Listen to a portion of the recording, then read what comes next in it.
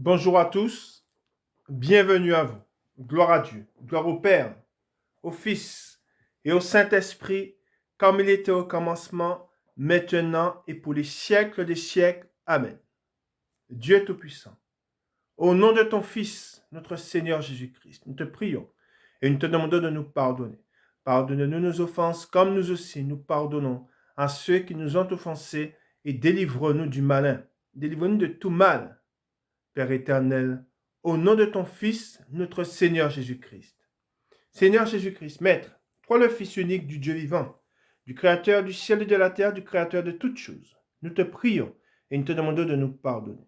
Pardonne-nous nos péchés comme nous aussi nous pardonnons à ceux qui nous ont offensés et délivre-nous du malin.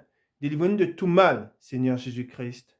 Esprit Saint, Esprit Consolateur, sois avec nous et avec notre esprit et conduis-nous sur la voie droite qui mène jusqu'à notre Seigneur Jésus-Christ et jusqu'au Dieu le Père. Amen.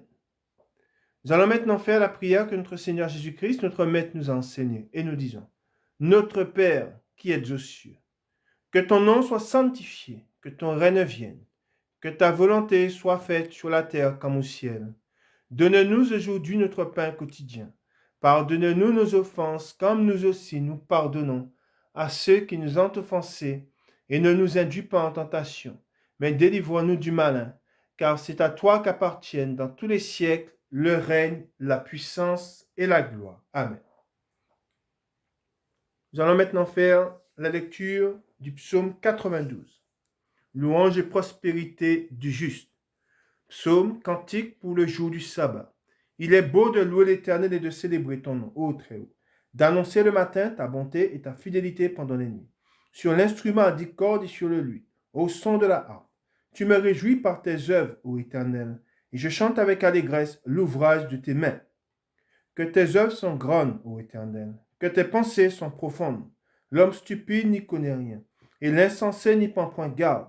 Si les méchants croissent comme l'herbe, si tous ceux qui font le mal fleurissent, c'est pour être détruits à jamais. Mais toi, tu es le Très-Haut à perpétuité, ô Éternel. Car voici tes ennemis, ô Éternel. Car voici tes ennemis périssent.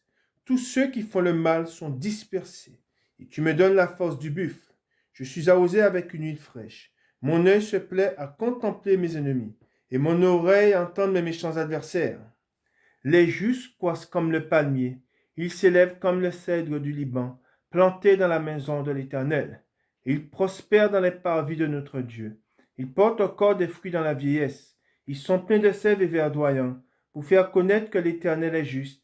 Il est mon rocher, et il n'y a point en lui d'iniquité. Amen. Alors, au niveau du verset 10, il est écrit, « Car voici tes ennemis, ô Éternel, car voici tes ennemis périssent.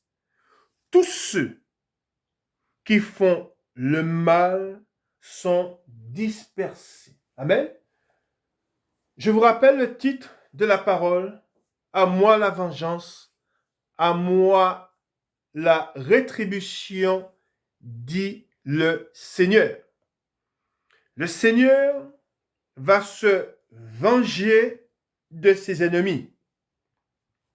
Et il va tirer vengeance contre tous ceux qui font le mal. Tous ceux qui prennent part au mal, tous ceux qui pratiquent le péché, tous ceux qui font du mal à leur prochain et qui ne veulent pas se repentir, Dieu tirera vengeance de toutes ces personnes. Dieu tirera vengeance des hommes, il tirera vengeance des nations, il tirera vengeance de tous ceux qui ont pris part au mal. Et c'est pour cela que Dieu nous dit dans sa parole, ne prenez pas part aux œuvres infructueuses des ténèbres. Le mal, nous devons le rejeter et nous ne devons pas participer au mal. Et c'est quelque chose de notre génération où les hommes sont pris par le péché, où les hommes prennent part au mal, tous ceux qui prennent part au mal n'ont pas la crainte de Dieu. Et c'est pour cela qu'il est très important de lire dans la parole de Dieu, de voir que Dieu tirera vengeance de ses ennemis. C'est quelque chose, comme je vous ai dit, nous parlons de l'amour de Dieu, mais ce que nous devons dire, c'est que Dieu, notre Dieu, il est dit de lui qu'il est un Dieu, c'est un Dieu de vengeance. C'est un Dieu qui tire vengeance de ses ennemis.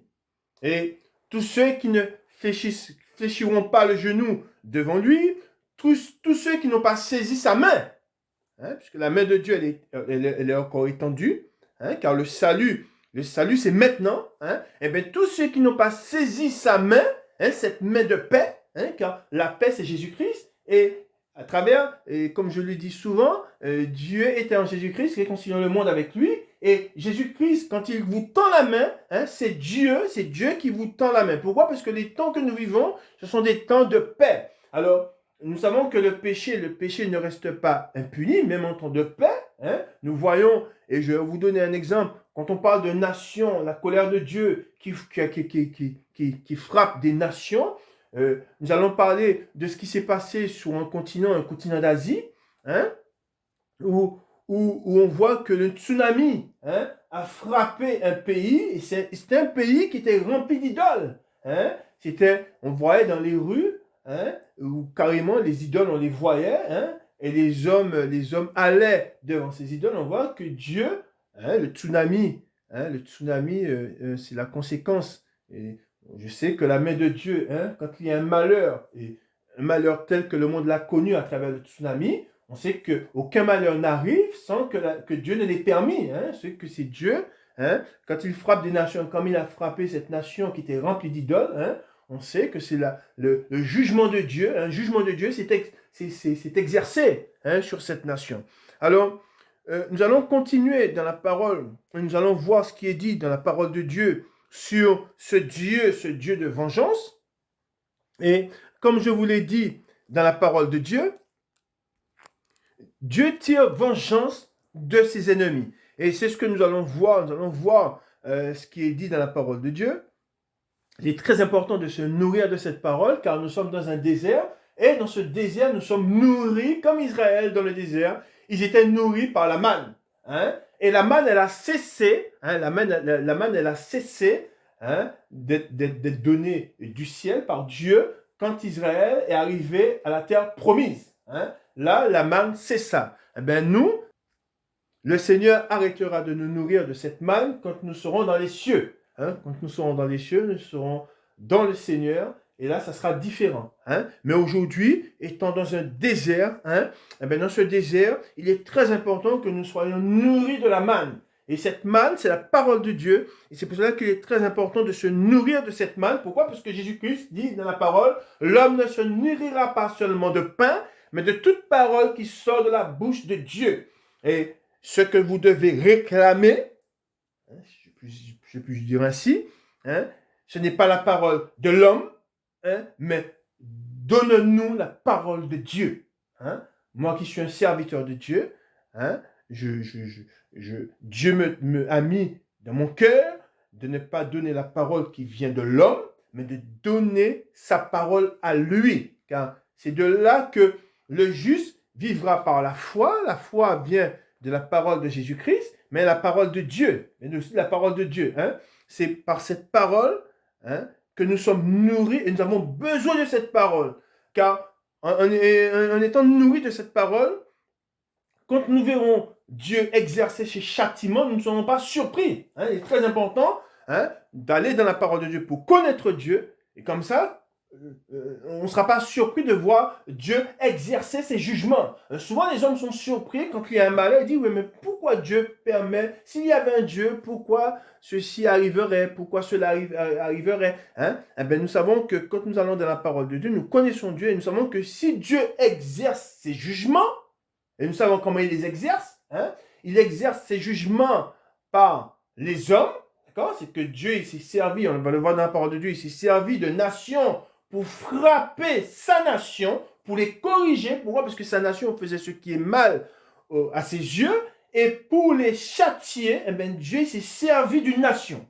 Et la nation que Dieu s'est servi pour châtier Israël, à une époque, c'était Babylone. Hein? Dieu leur a envoyé Nebuchadnezzar, hein, qui les a frappés et qui les a emmenés captifs. Pourquoi? Parce qu'ils faisaient ce qui était mal. Alors Dieu, il frappe de plusieurs manières. Hein? Dieu peut frapper par les éléments. Dieu, c'est comme à l'époque de l'Égypte. Hein? On voit que Dieu envoyait les 10 plaies, hein? Il peut frapper par la nature. Hein? C'est pour ça que je vous ai parlé, je vous ai donné l'exemple du tsunami.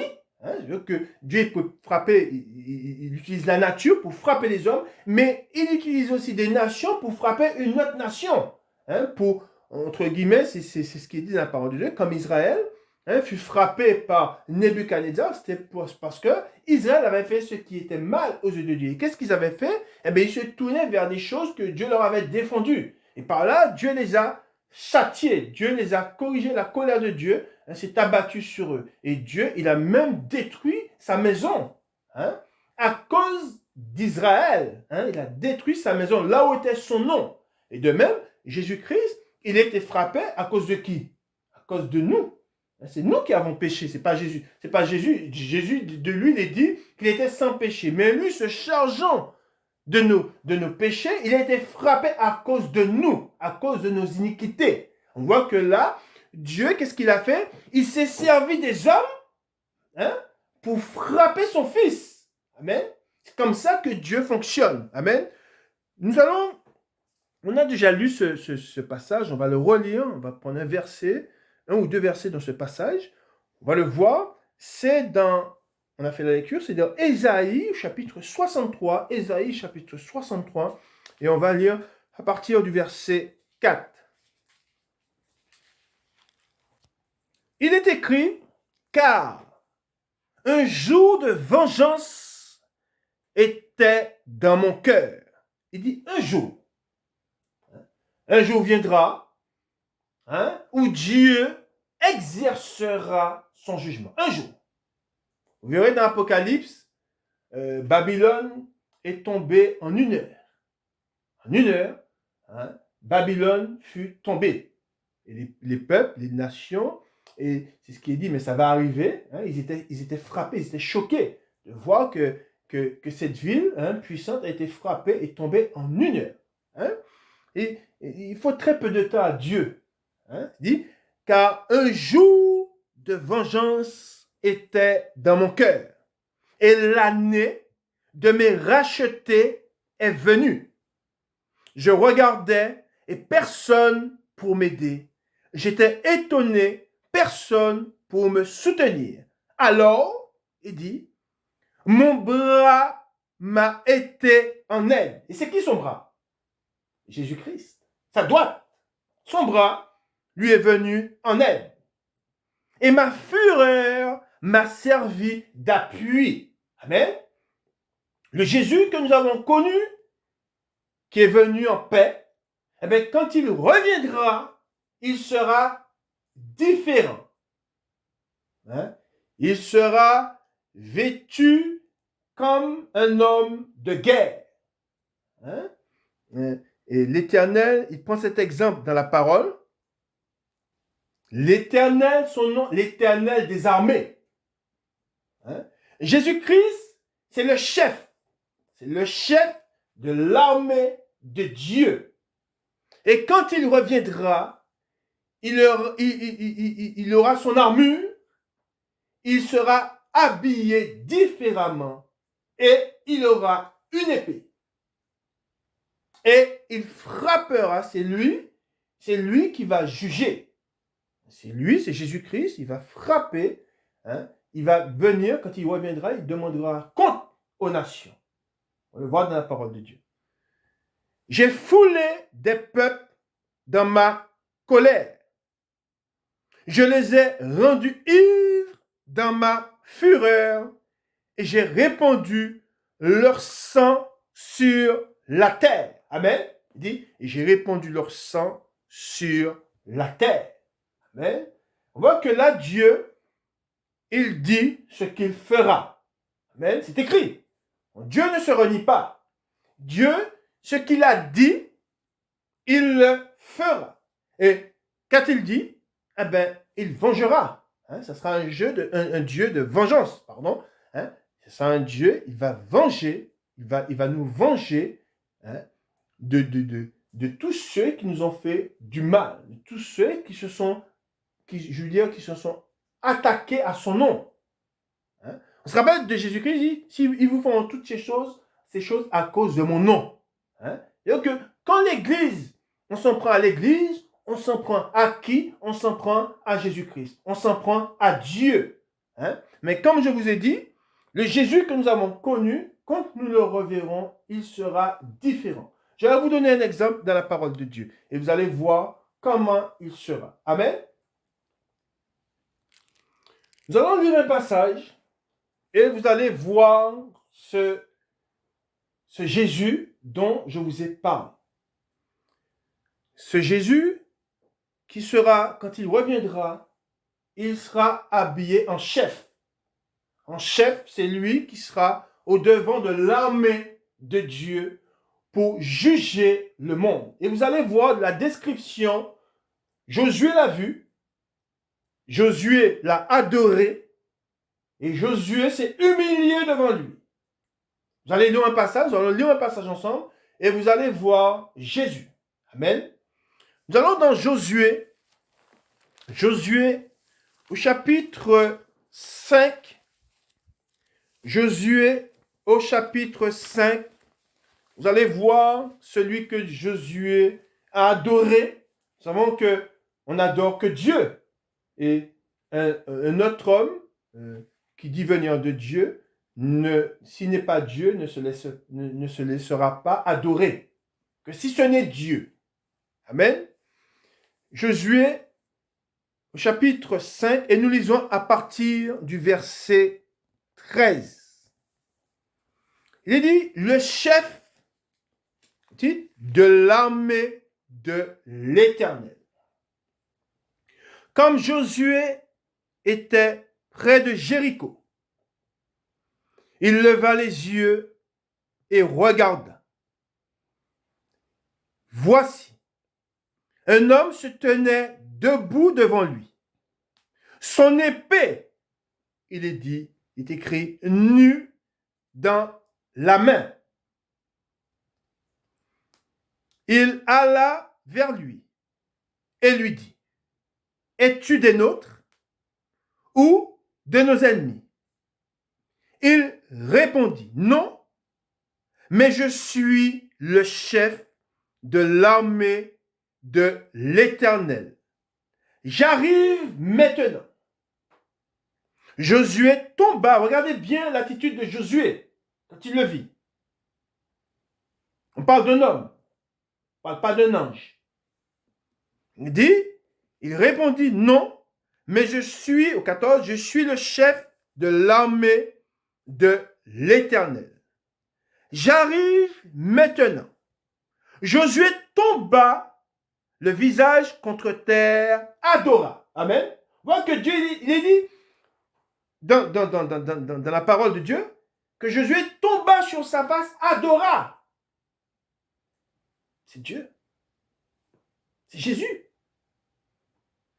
Et dit, qu'est-ce que mon Seigneur dit à son serviteur? Amen. Et le chef de l'armée de l'Éternel dit à Josué, ôte tes souliers de tes pieds, il dit, car le lieu sur lequel tu te tiens est saint. Amen. C'est Jésus. Amen. C'est celui qui a apparu aussi, celui qui a apparu à Moïse. Il dit, le lieu où tu te tiens est saint. Et Josué fit ainsi. Amen. Mais on voit que là, il est dit, je reprends pour que vous puissiez comprendre, au 14, il répondit non, mais je suis le chef de l'armée de l'Éternel, j'arrive maintenant. Et on voit qu'il est dit aussi, je reprends le 13, Comme Josué était près de Jéricho, il leva les yeux et regarda. Voici un homme se tenait debout devant lui, son épée nue dans la main. Je vous ai dit que Jésus-Christ, aujourd'hui, la main qu'il nous tend, c'est une main où son épée n'est pas là. Il ne vient pas pour juger le monde, mais il vient pour faire la paix. Les temps que nous vivons sont des temps de paix. Dieu envoie ses serviteurs à travers le monde pour annoncer la paix. Mais laissez-moi vous dire que la paix ne sera pas toujours là. Elle ne sera pas toujours la paix. Viendra un moment où il y aura Dieu, il viendra avec son armée pour combattre. Ça sera la guerre. Et il y aura des morts, beaucoup, vous allez voir de la part de Dieu ce qu'il est dit, il y aura beaucoup de morts. Parce que Dieu viendra en vainqueur. Pour vaincre qui? Ses ennemis. Ceux qui se sont révoltés contre lui. Ceux qui ont fait du mal. Ceux qui ont tué. Ceux qui ont maltraité. Et aujourd'hui, on voit que dans le monde, il y a beaucoup d'injustice. Mais les ténèbres ne régneront pas toujours.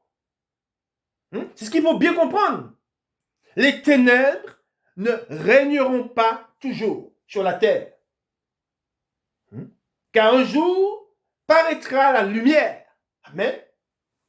Et on verra le Fils de Dieu apparaître dans les cieux.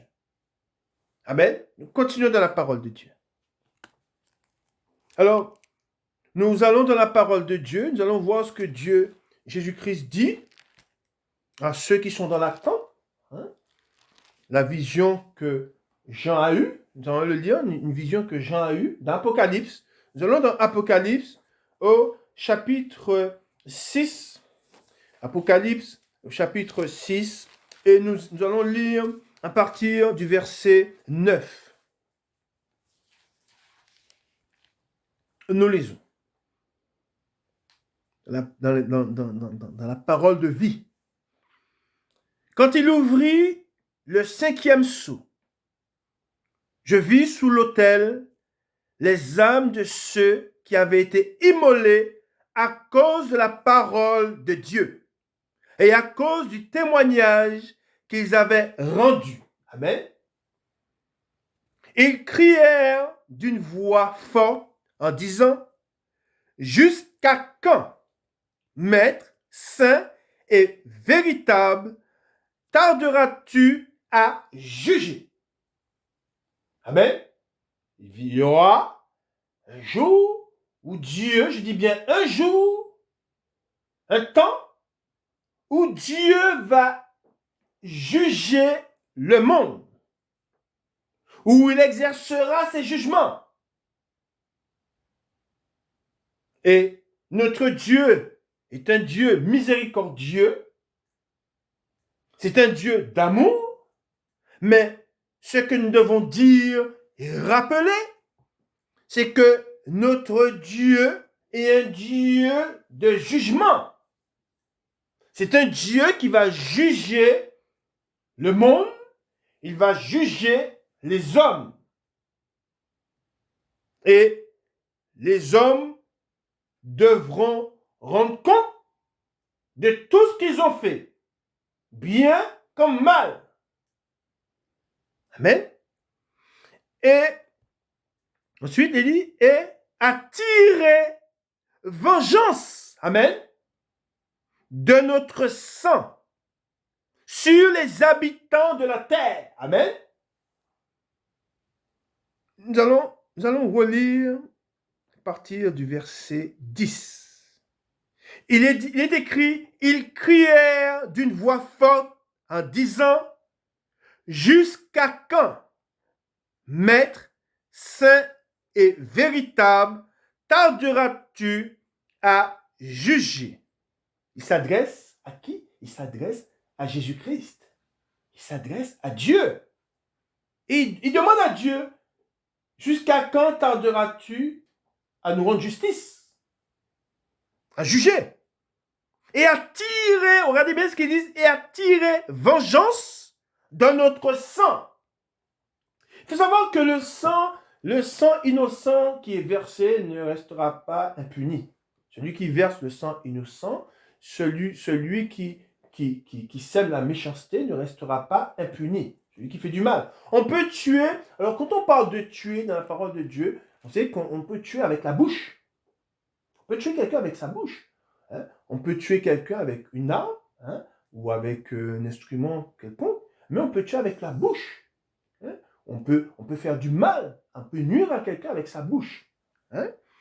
Jésus dit, sur les habitants de la terre, une robe blanche fut donnée à chacun d'eux, et il leur fut dit de se tenir en repos quelque temps encore, jusqu'à ce que soit complet le nombre de leurs compagnons de service et de leurs frères qui devaient être mis à mort comme eux. Amen. Continuons dans la parole de Dieu. Nous voyons et nous lisons un Dieu de vengeance. C'est un nom qu'on lui donna dans les Écritures. Dieu de vengeance. Nous allons lire ce psaume où nous savons que c'est le Saint-Esprit qui a parlé à travers David. Hein? Le Saint-Esprit a parlé, c'est David. Alors, il n'y a pas que David qui a écrit les psaumes, mais tous ceux qui ont écrit dans la parole de Dieu, c'est par le Saint-Esprit qu'ils ont parlé de la part de Dieu. Et dans le psaume 94, nous allons voir ce qui est dit. Nous allons dans le psaume 94. Jugement, le titre jugement. On parle de jugement. Hein? On parle d'un Dieu qui va juger. Un Dieu de vengeance. Le psaume 94, et nous allons le lire, ce psaume, nous allons voir ce que Dieu dit. Dieu des vengeances, éternel Dieu des vengeances. Parais, lève-toi, juge de la terre, rends aux orgueilleux selon leurs œuvres. Jusqu'à quand les méchants, ô Éternel, jusqu'à quand les méchants triompheront-ils? Ils discourent, ils parlent avec arrogance. Tous ceux qui font le mal se glorifient. Éternel, ils écrasent ton peuple. Ils oppriment ton héritage. Ils égorgent la veuve et l'étranger. Ils assassinent les orphelins et ils disent, l'Éternel ne regarde pas. Le Dieu de Jacob ne fait pas attention. 8. Prenez-y garde, hommes stupides, insensés, quand serez-vous sages?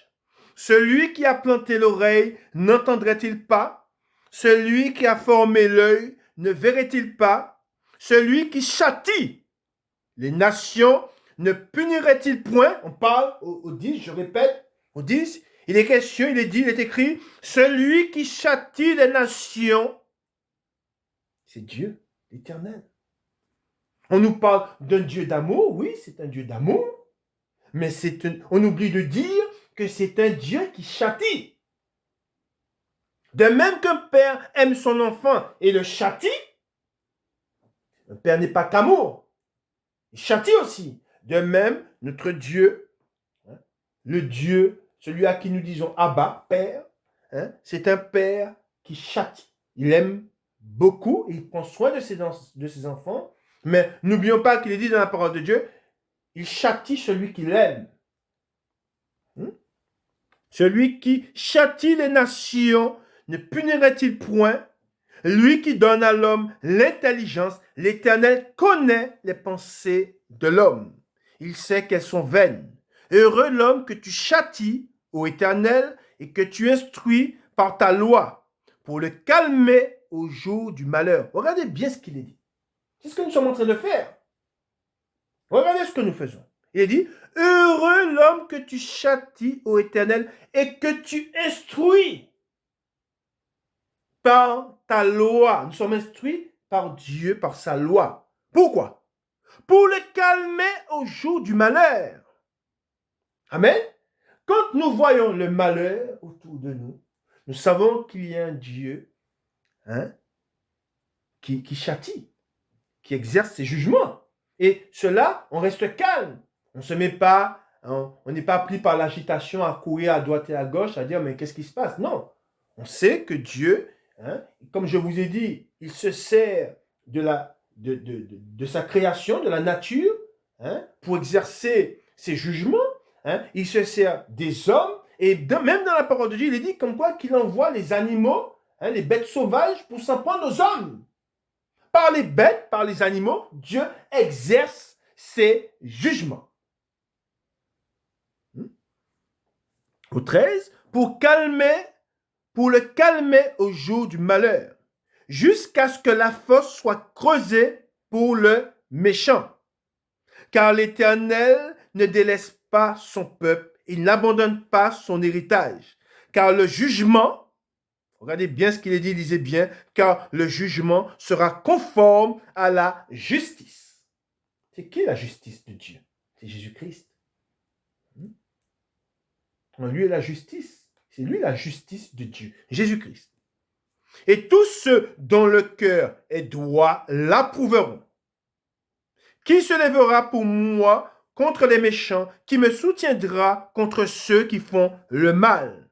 Et ça veut dire quoi? C'est que quand on parle de ceux, Dieu parle de ceux qui le soutiendra, il dit de condamner le mal. Nous devons condamner, en condamnant le mal, nous sommes un soutien de Dieu. Nous soutenons Dieu. On condamne le mal. On ne dit pas non, ce n'est rien. Non. Le mal, condamner. On demande condamner, c'est quelque chose que Dieu, que Jésus-Christ, que le Saint-Esprit nous a demandé de condamner le mal. Et de ne pas prendre part. Il est très important de condamner le mal et de ne pas prendre part aux œuvres infructueuses des ténèbres. C'est très important d'agir ainsi. Ensuite, il dit au 17, si l'Éternel n'était pas mon secours, mon âme serait bien vite dans la demeure du silence. Quand je dis mon pied chancelle, ta bonté, ô Éternel, me sert d'appui. Quand les pensées s'agitent en foule au-dedans de moi, tes consolations réjouissent mon âme. Les méchants te feraient-ils siéger sur leur trône? Eux qui forment des desseins iniques, en dépit de la loi, ils se rassemblent contre la vie du juste et ils condamnent le sang innocent. Mais l'Éternel est ma retraite, mon Dieu est le rocher de mon refuge. Regardez bien ce qu'il est dit. Lisez bien. Au 23, il est dit, il fera retomber sur eux leurs iniquités. Il les réduira au silence par leur méchanceté. Et quand il dit ça, il les réduira au silence par leur méchanceté. Pourquoi? Parce que le méchant, en gros, quand il fait le mal, en gros, il est en train de creuser son propre trou. Le méchant est précipité dans la fosse, mais cette fosse, c'est lui-même qui l'a creusée. C'est-à-dire que Dieu, en gros, ce qu'un homme aura semé, c'est lui-même qui le moissonnera. C'est simplement, quand les hommes agissent mal, tôt ou tard, le mal qu'ils font, ils font du mal à leur âme. Quand un homme fait du mal, quand un homme sème le malheur, il sème le malheur, il s'en prend à son âme. C'est lui qui va en payer les conséquences. Vous voyez, au 23, il fera retomber sur eux leur iniquité, il est dit. Il les réduira au silence par leur méchanceté, il est dit. Oui ou pas? Il dit, il les réduira au silence par leur méchanceté. L'Éternel, notre Dieu, les réduira au silence. Amen. Alors, nous venons de voir ce que Dieu a dit dans le psaume 94, qu'il est dit de Dieu. Il a des yeux et il voit. Celui qui a fait les yeux, il voit. Et Dieu, de son trône, il voit tout. Hein, n'oublions pas que Dieu, il est assis. Et l'heure du déluge, l'Éternel était assis sur son trône. Hein? Quand Dieu, on voit que Dieu, il s'est servi des eaux, hein, pour exercer ses jugements, hein, contre les hommes. Hein? Et pour cela que nous voyons que dans la parole de Dieu, Dieu, il se sert des éléments de sa création pour punir les hommes. Hein? Et il se sert de nations, et on va le voir dans la parole de Dieu, on va voir ce que Dieu dit, il se sert de nations pour punir d'autres nations, pour se venger, pour exercer sa vengeance, je dirais. Nous allons dans Jérémie, nous allons voir ce qui est dit, il y a beaucoup, le passage que nous allons lire maintenant, dans ce chapitre que nous allons lire, on voit qu'il y a beaucoup, Dieu nous donne beaucoup de réponses. Il y a beaucoup de réponses, il y a beaucoup d'enseignements. Hein, dans la parole de Dieu, Dieu nous donne ce pain de vie pour que nous soyons enseignés. Hein, et pour que nous restions calmes au jour du malheur. Amen. Pourquoi? Parce que nous savons que derrière le malheur, il y a Dieu. Amen. Hein, aucun malheur n'arrive sans que Dieu ne les perme. Amen. C'est quelque chose que nous savons, nous qui avons été enseignés par Dieu. Et beaucoup ne le savent pas. Hein, c'est quelque chose, souvent, quand je dis cela, les gens me regardent avec de grands yeux. Ils me disent, mais comment ça, Dieu permet le malheur? Ben oui. Hein, c'est un Dieu qui est puissant. Hein, c'est un Dieu qui domine tout. Hein, et de même que le diable, il ne fait rien ce que Dieu ne lui ait permis. Hein. On voit que Satan, quand il est venu devant Dieu, et Dieu lui a permis de s'en prendre à Job, hein, mais Dieu lui a donné des limites. Hein, de même qu'on voit que la mer telle qu'elle est, telle que nous la voyons, hein, on voit que des fois elle se déchaîne, mais on la voit se déchaîner, mais on voit qu'elle a des limites. Hein, elle ne franchit pas les limites que Dieu lui a imposées. Hein, c'est pareil pour le diable. Amen. Nous allons lire ce passage et nous allons voir qu'il y a beaucoup d'enseignements dans ce passage. Nous lisons. Jérémie, chapitre 51. Nous lisons. Ainsi parle l'Éternel. Voici, je fais lever contre Babylone et contre les habitants de la Chaldée un vent destructeur. Amen. Question d'un vent destructeur. J'envoie contre Babylone des vanneurs qui la vanneront, qui videront son pays. Ils fondront de toutes parts sur elle au jour du malheur. Qu'on tende l'arc contre celui qui tend son arc, contre celui qui est fier dans sa cuirasse. N'épargnez pas ces jeunes hommes, exterminez toute son armée, qu'ils tombent blessés à mort dans le pays des Chaldéens, percés de coups dans les rues de Babylone. Car Israël et Juda ne sont point abandonnés de leur Dieu, de l'Éternel des armées, et le pays des Chaldéens est rempli de crimes contre le Saint d'Israël. Fuyez de Babylone et que chacun sauve sa vie, de peur que vous ne périssiez dans sa ruine, car c'est un temps de vengeance pour l'Éternel. Il va lui rendre selon ses œuvres.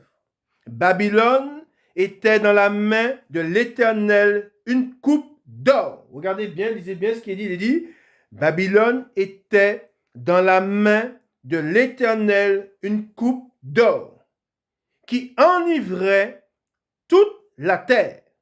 Les nations ont bu de son vin. Et je fais une parenthèse. Notre génération est dominée par un pays, je dirais, qui a les traits de Babylone. C'est une nation qui est en train d'enivrer toute la terre de sa perversité. Hein? Je continue. C'est pourquoi Les nations ont été comme en délire. Soudain, Babylone tombe, elle est brisée. Il dit, soudain, Babylone tombe, elle est brisée. Gémissez sur elle, prenez du baume pour sa plaie. Peut-être guérira-t-elle.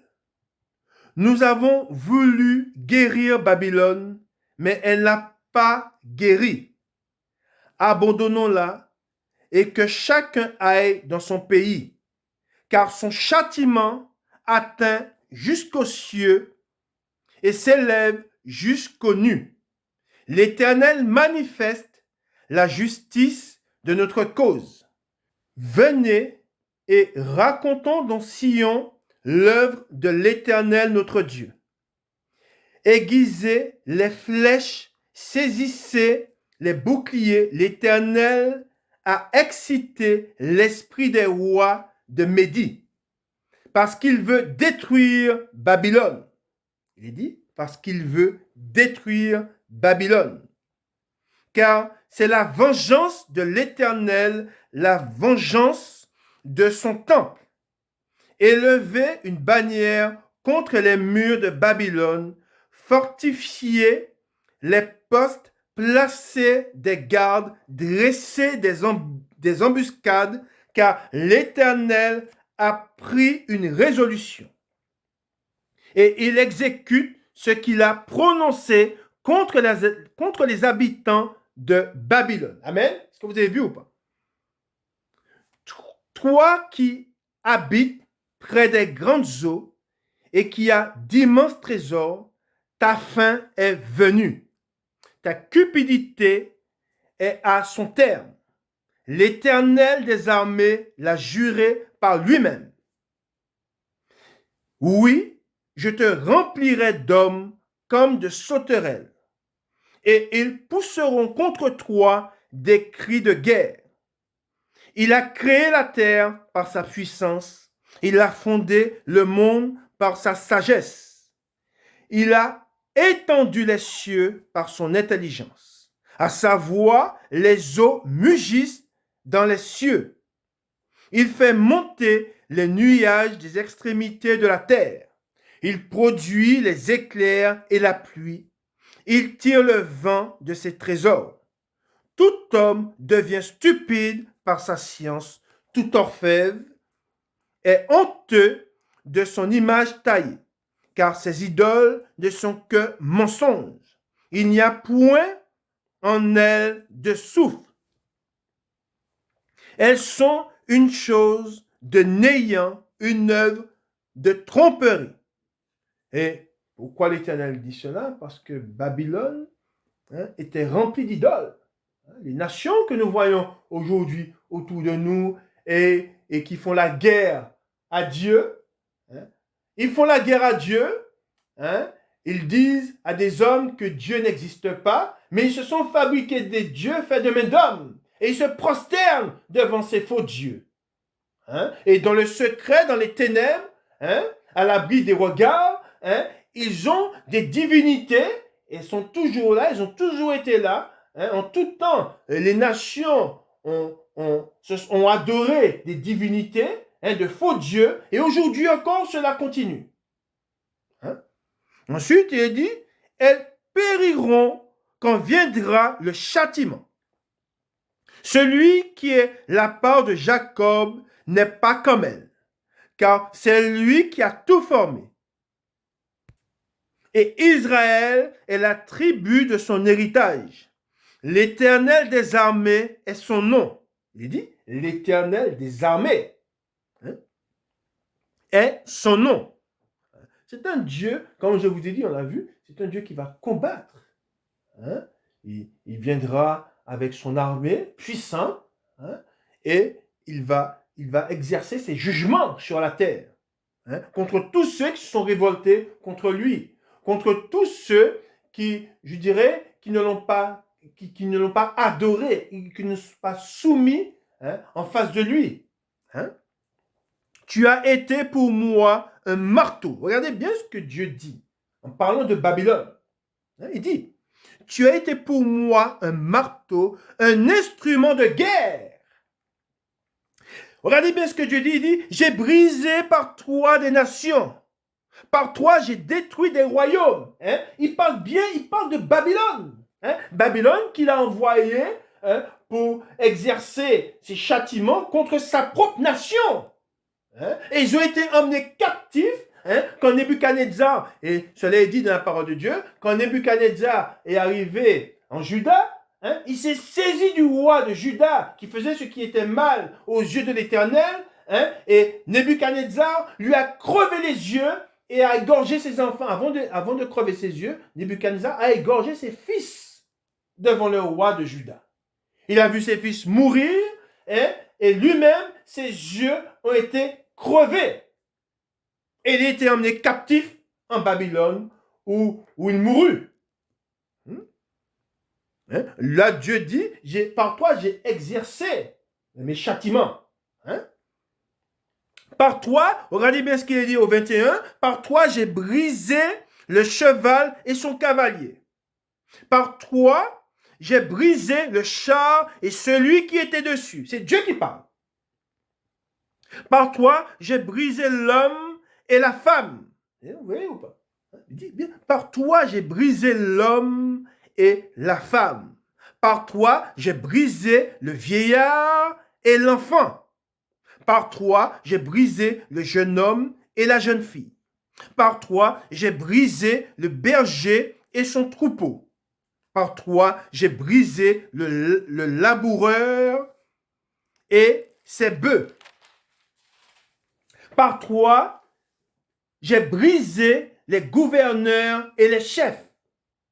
Je rendrai, regardez bien ce que Dieu dit. Alors Dieu s'est servi de Babylone pour exercer ses jugements. Mais Dieu lui rendra ce qu'il a fait. Dieu lui a permis. Dieu a exercé ses jugements par Babylone, par Nebuchadnezzar. Mais regardez ce que Dieu dit. Je rendrai à Babylone et à tous les habitants de la Chaldée tout le mal qu'ils ont fait à Sion sous vos yeux, dit l'Éternel. Voici, j'en veux à toi, montagne de destruction, dit l'Éternel. À toi qui détruisais toute la terre. J'étendrai ma main sur toi. Pourquoi? Parce que du temps de Nebuchadnezzar, c'est lui qui dominait. C'est lui qui écrasait les nations. Il avait même il exerçait même ses jugements contre l'Égypte. Je te roulerai du haut des rochers et je ferai de toi une montagne embrasée. On ne tirera de toi ni pierre angulaire, ni pierre pour fondement, car tu seras à jamais une ruine, dit l'Éternel. Élevez une bannière dans le pays, sonnez de la trompette parmi les nations, préparez les nations contre elles, appelez contre elles les royaumes d'Arara, de Mini et d'Ashkenaz. Établissez contre elles des chefs, faites avancer des chevaux comme des sauterelles, hérissez, préparez contre elles les nations, les rois de Médie, ses gouverneurs et tous ses chefs, et tout le pays sous leur domination. La terre s'ébranle, elle tremble, car le dessein de l'Éternel contre Babylone s'accomplit. Amen. On voit que là, Dieu, il va exercer ses jugements par des nations qu'il va envoyer contre Babylone. C'est pour vous dire, là, vous voyez comment Dieu peut exercer toutes les différentes manières que Dieu a exercé dans le passé sa vengeance. On a vu par sa création, par les hommes, par la nature, par les hommes, par les bêtes sauvages aussi. Et là, on voit qu'il dit qu'il va exercer ses nations par des nations qu'il va envoyer contre Babylone et des rois. Il va faire du pays de Babylone un désert sans habitants. Les guerriers de Babylone cessent de combattre Ils se tiennent dans les forteresses. Leur force est épuisée. Ils sont comme des femmes. On met le feu aux habitations. On brise les barres. Les courriers se rencontrent. Les messagers se croisent pour annoncer au roi de Babylone que sa ville est prise par tous les côtés, que les passages sont envahis, les marais embrasés par le feu et les hommes de guerre consternés. Car ainsi parle l'Éternel des armées, le Dieu d'Israël. La fille de Babylone est comme une herbe dans le temps où on la foule. Encore un instant et le moment de la moisson sera venu pour elle. Nebuchadnezzar, roi de Babylone, m'a dévoré, m'a détruit. Voyons pas. Il a fait de moi un vase vide. Tel un dragon, il m'a englouti. Il a rempli son ventre de ce que j'avais de précieux. Et pourquoi il dit ça? Parce que quand le roi de Babylone a envahi Juda, il a pris les trésors de la maison de Dieu. Et il a pris les coupes. Si vous lisez la parole de Dieu, vous allez voir, nous sommes enseignés, et la parole de Dieu, elle est merveilleuse. Quand il a envahi la maison de Dieu, les coupes qui étaient destinées à Dieu, pour sa maison, Nebuchadnezzar, il est parti avec tout ça. Il a brisé, il y avait une piscine, Salomon, il avait fait faire une piscine en airain, il a brisé tout ça, il a emmené tout ça, tous les trésors de la maison de Dieu. C'est pour ça que Dieu dit dans sa parole, il m'a englouti, il a rempli son ventre de ce que j'avais de précieux, il m'a chassé, que la violence envers moi et ma chair déchirée retombe sur Babylone, dit l'habitant de Sion, que mon sang retombe sur les habitants de la Chaldée, dit Jérusalem.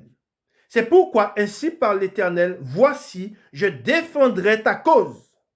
Je te vengerai. On se rappelle ce qu'on a vu dans l'Apocalypse, ce qu'on a lu. Jusqu'à quand tarderas-tu à nous venger? Je mettrai à sec la mer de Babylone et je ferai tarir sa source. Babylone sera un monceau de ruines, un repère de chacal, un objet de désolation et de moquerie. Il n'y aura plus d'habitants, ils rugiront ensemble comme des lions. Ils pousseront des cris comme des lionceaux quand ils seront échauffés. Je les ferai boire et je les enivrerai pour qu'ils se livrent à la gaieté, puis s'endorment d'un sommeil perpétuel et ne se réveillent plus.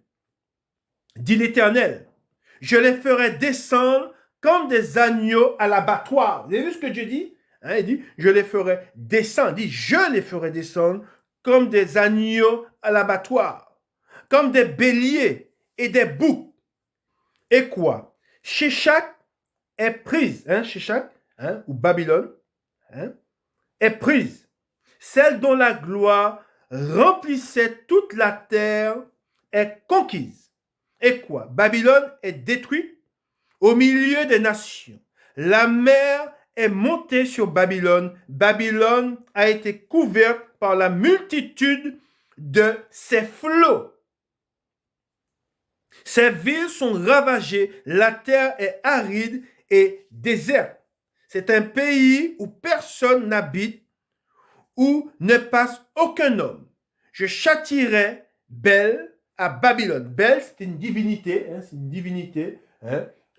que Babylone, et il y en avait plusieurs, mais Bel, c'est une divinité de Babylone. Je dis, je châtierai Bel à Babylone. J'arracherai de sa bouche ce qu'il a englouti. Il dit, Dieu dit, j'arracherai de sa bouche ce qu'il a englouti. Pourquoi? Parce que ce qu'on voyait dans la parole de Dieu, tous les trésors que Babylone s'était emparé quand il a envahi Juda, Dieu, dans les temps après, Dieu a fait ses trésors, les trésors de sa maison, revenir à Juda. Hein, si vous regardez Esdras, hein, et d'autres paroles encore, d'autres livres dans les Écritures, vous allez voir que Dieu, hein, eh bien, il a fait revenir ses trésors, hein, à Juda, en Juda. Hein. Ensuite, il dit, et les nations n'afflueront plus vers lui.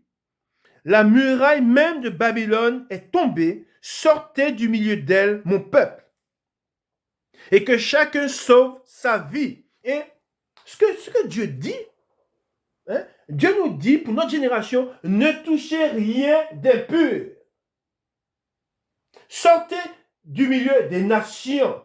Hein, c'est un appel que Dieu nous lance aujourd'hui. Pourquoi? Parce que la colère de Dieu va fondre sur les nations qui sont autour de nous. Et Dieu nous dit, à nous, notre génération, et nous dit de ne pas marcher comme ces nations-là. De ne pas aimer ce qu'ils aiment. Hein? De ne pas les imiter. Car le feu de l'Éternel viendra et embrasera les nations. Hein? Et c'est pour cela que Dieu veut que nous soyons marqués de son sang. Amen. Rappelons-nous de ce qui s'est passé en Égypte. Hein? Que la mort, Dieu a envoyé la mort, et la mort, elle est passée outre de tous ceux qui avaient la marque, hein, du sang, hein, sur les linteaux. Hein? Et la mort ne les a pas frappés. Hein? C'est pour cela que nous qui croyons en Dieu, en Jésus-Christ, hein, nous savons que Dieu va exercer ses châtiments, hein, et pour que nous soyons sauvés, nous ne devons pas être au milieu de ces nations-là. Hein? Ensuite, il dit, en échappant à la colère ardente de l'Éternel. Je reprends au 45. Il est dit, sortez du milieu d'elle, mon peuple, et que chacun sauve sa vie. En échappant à la colère ardente de l'Éternel. Et Dieu nous dit que votre cœur ne se trouble point et ne vous effrayez pas. Amen. Regardez bien ce que Dieu nous parle. Amen. Ce qui est écrit, ce que nous lisons, ce n'est pas pour ceux qui ne sont plus, mais c'est pour nous les vivants. Amen. Dieu nous a laissé sa parole pour nous les vivants. Amen. Pour que nous soyons sauvés. Amen. Et nous devons croire en la parole de Dieu. Amen. Et seulement en croyant cette parole, la parole de Dieu, que nous sommes sauvés. Hein? Rappelons-nous de ce qui est dit dans la parole de Dieu, le juste vivra par la foi. Hein? Mais il faut que nous ayons foi en Jésus-Christ. Amen. Et nous serons sauvés seulement si nous avons foi en lui et si nous gardons sa parole et ses commandements. Amen. Ensuite, il dit, je reprends au 46, que votre cœur ne se trouble point et ne vous effrayez pas des bruits qui se répandront dans le pays. Est-ce que vous avez compris ou pas? Il y a des bruits qui se répandent aujourd'hui, mais Dieu nous dit de ne pas nous effrayer de ces bruits. Ensuite, il dit, car cette année surviendra un bruit et l'année suivante un autre bruit. Amen. Il y aura toujours des bruits. La violence, regardez bien ce que Dieu nous dit, et je vous ai dit que la parole de Dieu s'accomplit et elle s'accomplira. La violence régnera dans le pays. Et un dominateur s'élèvera contre un autre dominateur. C'est pourquoi voici les jours viennent où je châtierai les idoles de Babylone. Et tout son pays sera couvert de honte. Tous ces morts tomberont au milieu d'elle. Sur Babylone retentiront les cris de joie des cieux et de la terre, et de tout ce qu'il renferme. Car du septentrion, les dévastateurs fondront sur elle, dit l'Éternel. Babylone aussi tombera aux morts d'Israël, comme elle a fait tomber les morts de tout le pays. Vous qui avez échappé au glaive, partez, ne tardez pas. De la terre lointaine, pensez à l'Éternel. De la terre lointaine, nous les exilés. Nous sommes sur une terre lointaine. C'est une terre qui est très éloignée de notre demeure. Notre maison n'est pas ici-bas. Hein? On reprend au 50. Vous qui vous qui avez échappé au glaive, partez, ne tardez pas, de la terre lointaine, pensez à l'Éternel. Nous devons penser à l'Éternel. Et que Jérusalem soit présente à vos cœurs. Mais quelle Jérusalem? La Jérusalem céleste. Celle que nous ne voyons pas, mais qui est là. Amen. Celle dont Dieu nous a parlé. Celle qui parut parmi nous, parmi les hommes. Jésus-Christ. Amen. Au 51, nous étions confus quand nous entendions l'insulte. La honte couvrait nos visages quand des étrangers sont venus dans le sanctuaire de la maison de l'Éternel. C'est pourquoi, voici, les jours viennent, dit l'Éternel, où je châtierai ces idoles, et dans tout son pays, les blessés gémiront. Quand Babylone s'élèverait jusqu'aux cieux, quand elle rendrait inaccessibles ses hautes forteresses, j'enverrai contre elle les dévastateurs, dit l'Éternel. Dieu dit, j'enverrai contre elle les dévastateurs, dit l'Éternel. Des cris s'échappent de Babylone et le désastre est grand dans le pays des Chaldéens, car l'Éternel ravage Babylone. Il en fait cesser les cris retentissants. Les flots des dévastateurs mugissent comme de grandes eaux dont le bruit tumultueux se fait entendre. Oui, le dévastateur fond sur elle, sur Babylone. Les guerriers de Babylone sont pris, leurs arcs sont brisés, car l'Éternel est un Dieu qui rend à chacun selon ses œuvres. Amen. Regardez, lisez bien ce qui est dit. Ensuite, il dit, qui paie à chacun son salaire. J'enivrerai ses princes et ses sages, ses gouverneurs, ses chefs et ses guerriers. Ils s'endormiront d'un sommeil perpétuel et ne se réveilleront plus, dit le roi dont l'Éternel des armées est le nom. Ainsi parle l'Éternel des armées. Les larges murailles de Babylone seront renversées. Ses hautes portes seront brûlées par le feu. Ainsi, les peuples auront travaillé en vain. Les nations se seront fatiguées pour le feu. Voilà ce que dit l'Éternel.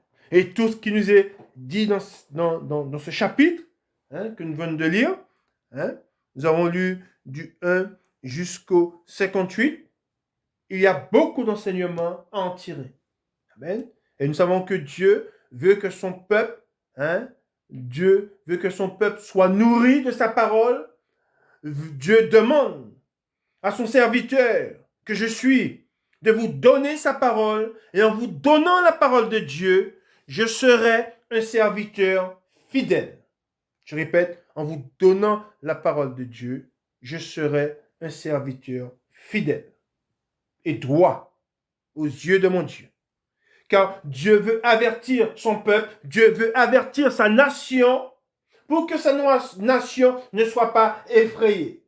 Car Dieu exerce ses jugements, comme je vous l'ai dit, par les hommes, par la nature qu'il a créée. Et dans cette nature, il y a aussi, alors on parle des éléments, du vent, du feu, et des bêtes sauvages, et des hommes. Et je vais vous donner un exemple sur ce qui s'est passé sur le feu. Je vais vous donner un exemple de jugement que Dieu exerçait. Ce feu qui a ravagé Los Angeles, où les hommes ont dit, les journalistes ont dit qu'ils n'avaient jamais vu un feu de cette intensité-là. Les pompiers même, qui sont des pompiers aguerris, ont dit que les feux étaient alimentés par un vent. Ils ne savaient même pas d'où venait ce vent. Et le feu, on voyait le feu qui embrasait les montagnes de Los Angeles. Dieu exerce ses jugements. Et ces jugements sont prêts. Amen. Tout ce que Dieu fera est écrit.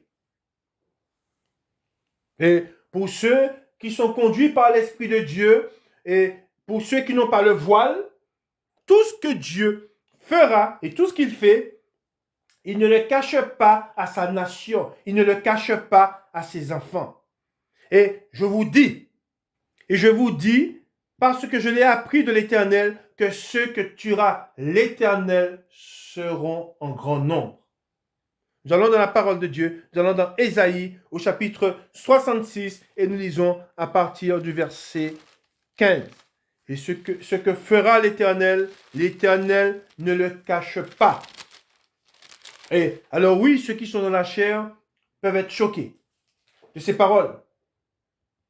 Mais c'est la vérité. Et nous marchons par la vérité. Amen. Nous lisons.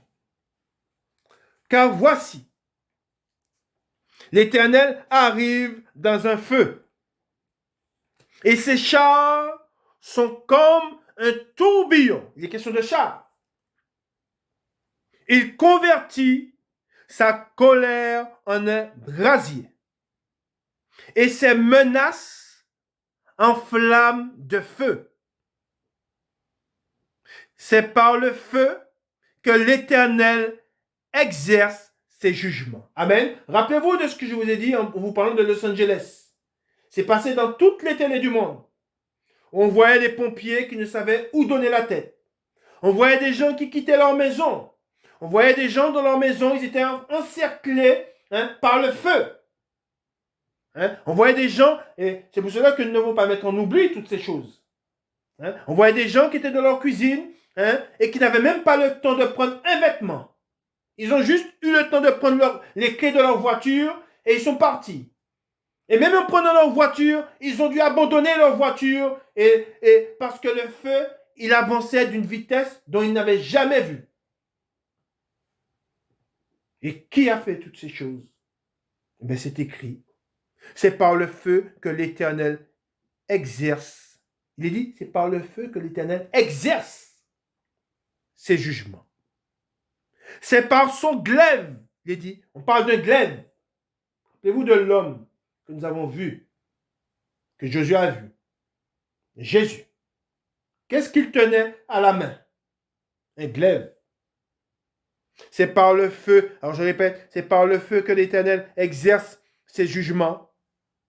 C'est par son glaive qu'il châtie toute chair.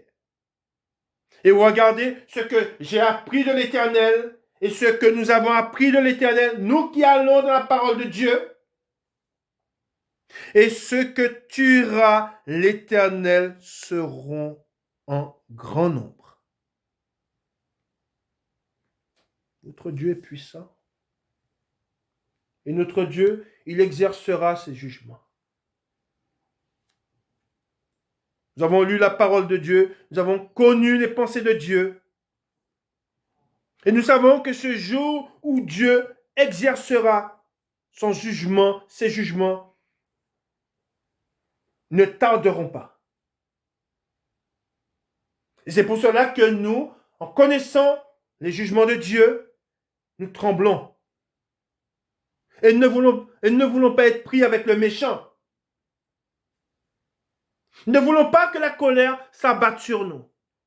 Et c'est parce que nous ne voulons pas que la colère s'abatte, que la colère de Dieu s'abatte sur nous, nous sommes allés vers celui qui l'a envoyé.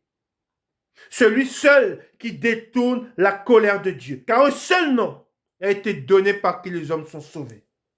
Un seul peut détourner la colère de Dieu. C'est Jésus-Christ. Croyez en Jésus-Christ et vous serez sauvés. Croyez en Jésus-Christ et vous serez délivrés.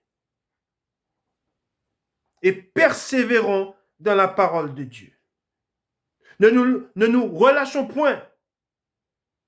Car il est dit dans la parole de Dieu, c'est ici la persévérance des saints. C'est ici.